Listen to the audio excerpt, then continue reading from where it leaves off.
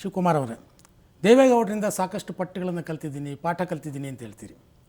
ಆ ಪಾಠವನ್ನು ಕಲಿತಿರುವ ನೀವು ಇವತ್ತಿನ ಕಾಂಗ್ರೆಸ್ ಸನ್ನಿವೇಶವನ್ನು ನಿಭಾಯಿಸೋಕೆ ಅವರಿಂದ ಏನಾದರೂ ಪಾಠ ಕಲಿಯುವಂಥದ್ದು ಏನಾದರೂ ಇದೆಯಾ, ಅಥವಾ ಅವರಿಂದ ಕಲಿತಿರೋ ಪಾಠವನ್ನು ಈಗ ಎಕ್ಸಿಕ್ಯೂಟ್ ಮಾಡುವಂಥ ಸಂದರ್ಭ ಈಗ ಬಂದಿದೆ ಅಂತ ಅನಿಸ್ತಾ ಇಲ್ವ ನಿಮಗೆ?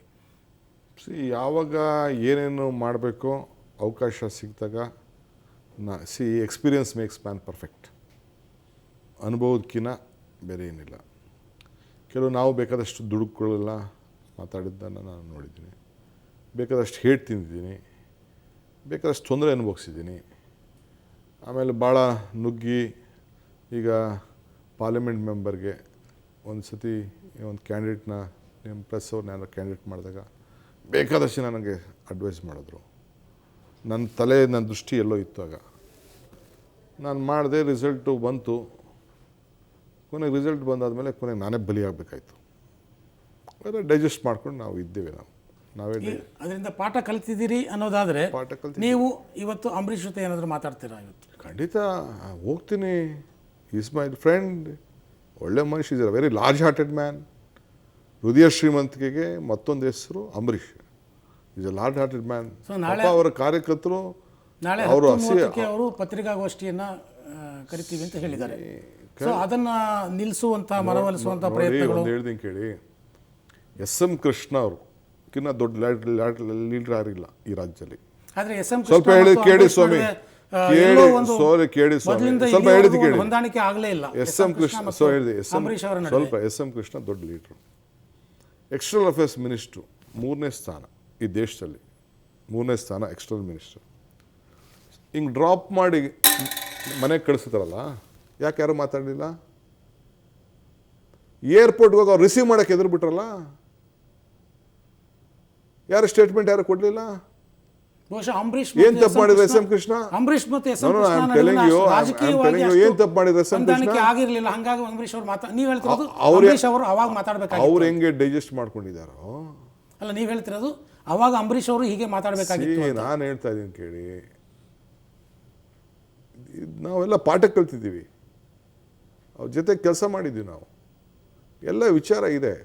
ಸೊ ಹಂಗೆ ನಾವು ಈಗ ಆಯ್ತಪ್ಪ, ಸಿದ್ದರಾಮಯ್ಯನವ್ರ ಸ್ಥಾನದಲ್ಲೇ ನೀವಿದ್ದೀರಾ ಅಂದ್ಕೊಡಿ, ಅಂಬರೀಷ ಸಿದ್ದರಾಮಯ್ಯ ಸ್ಥಾನದಲ್ಲಿ ಇದ್ದಾರೆ ಅಂದ್ಕೊಡಿ, ನಾನೇ ಅವ್ರ ಸ್ಥಾನದಲ್ಲಿ ಇದ್ದೀನಿ, ಏನು ಮಾಡೋಕ್ಕೆ ಸಾಧ್ಯ?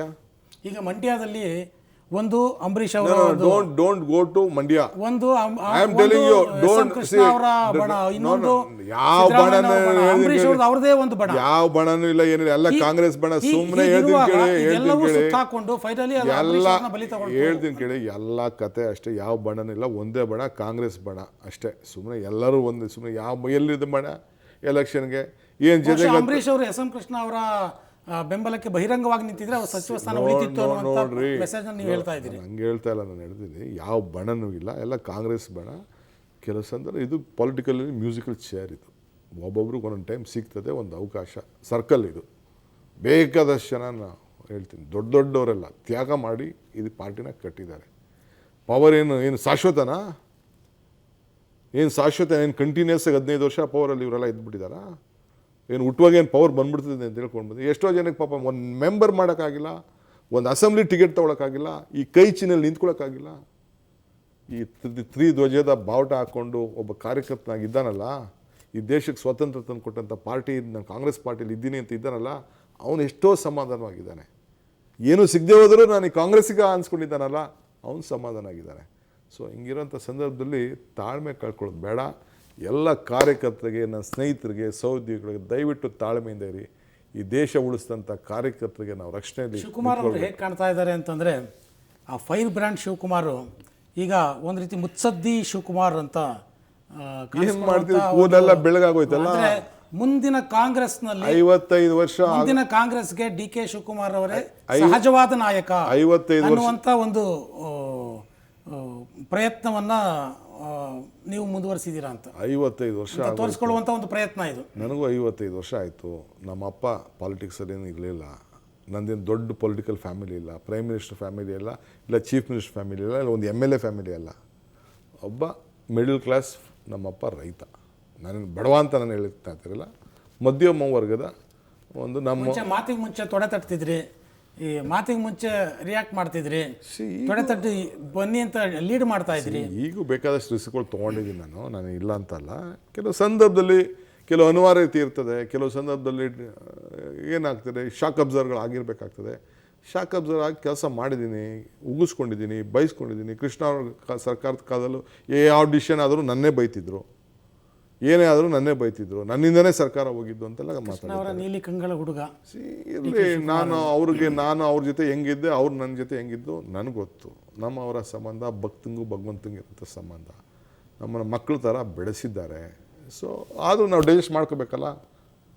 ಕೆಲವು ಅಂತ ಏನು ಮಾಡೋಕ್ಕಾಗ್ತದೆ, ಅಂತಿರೋದನ್ನ ಅನ್ನೋದನ್ನ ಅನುಭವಿಸ್ಕೊಳ್ಳೋಣ. ಇರಲಿ, ನಮ್ಮ ಲೀಡರ್ ಚೆನ್ನಾಗಿರೋ ಸಾಕು, ಅವರಿದ್ರೆ ನಾವೆಲ್ಲ ಚೆನ್ನಾಗಿರ್ತೀವಿ ಅಂತ ನಾವು ಬೆಳೆದಿದ್ದೇವೆ. ಅದರಲ್ಲೇನು ಇಲ್ಲ ಅಂತ ಹೇಳ್ತಾರಲ್ಲ. Still is A tallest leader for me.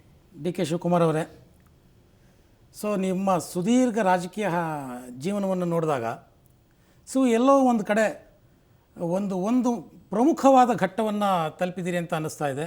ಒಂದು ಪ್ರಮುಖವಾದ ಜವಾಬ್ದಾರಿಯನ್ನು ಹೊತ್ತುಕೊಳ್ಳೋಕ್ಕೆ ನೀವು ಸರ್ವ ರೀತಿಯಲ್ಲೂ ಸನ್ನದ್ಧರಾದ ರೀತಿಯಲ್ಲಿ ನಿಮ್ಮ ಒಂದು ಆ್ಯಕ್ಟಿವಿಟಿ ಅಥವಾ ನಿಮ್ಮ ಬಿಹೇವಿಯರ್ ಕಾಣ್ತಾ ಇದೆ. ಅದಕ್ಕೆ ನಿಮಗೆ ಶುಭ ಸಿಗಲಿ ಅಂತ ಹಾರೈಸ್ತೀನಿ. ಇಲ್ಲಿವರೆಗೂ ಬಂದು ಮಾತಾಡಿದ್ದಕ್ಕಾಗಿ ತುಂಬ ಧನ್ಯವಾದಗಳು. Thank you. ಏನಿಲ್ಲ, ನಿಮ್ಮದೆಲ್ಲ ಸಹಕಾರ ಇರಲಿ ಅಷ್ಟೇ ಈ ರಾಜ್ಯಕ್ಕೋಸ್ಕರ.